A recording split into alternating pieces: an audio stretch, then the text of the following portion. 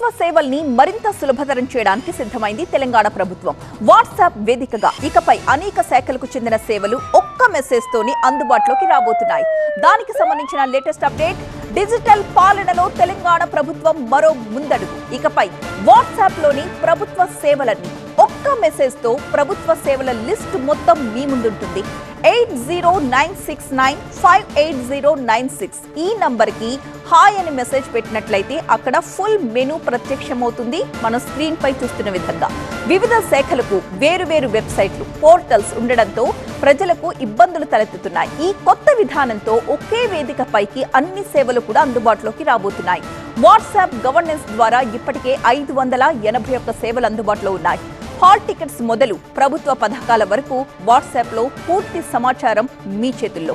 WhatsApp governance లో hall tickets download చేసుకోవడం కూడా ఇప్పుడు మరింత సులభం. రిజిస్ట్రేషన్ నంబర్, పేరు, పుట్టిన తేదీ ఎంటర్ చేస్తే క్షణాల్లో PDF రూపంలో హాల్ టికెట్ అందుతుంది. కులం, ఆదాయం వంటి ధృవీకరణ పత్రాల స్థితి తెలుసుకోవడం, మున్సిపల్ పన్నుల చెల్లింపు వరకు అనేక సేవలు అందుబాటులోకి తీసుకొచ్చింది ప్రభుత్వం. రేషన్ కార్డు వివరాలు, పెన్షన్ స్టేటస్, ప్రభుత్వ పథకాల అర్హత వంటి విషయాలు కూడా ఇంటి నుంచే చెక్ చేసుకునే అవకాశాన్ని కల్పించారు. రాబోయే రోజుల్లో ఇందిరమ్మ ఇళ్లు, మహాలక్ష్మి వంటి పథకాల అప్లికేషన్స్ కూడా ఇదే ప్లాట్ఫామ్ ద్వారా చేసుకునే విధంగా ప్రభుత్వం ప్లాన్ చేస్తోంది.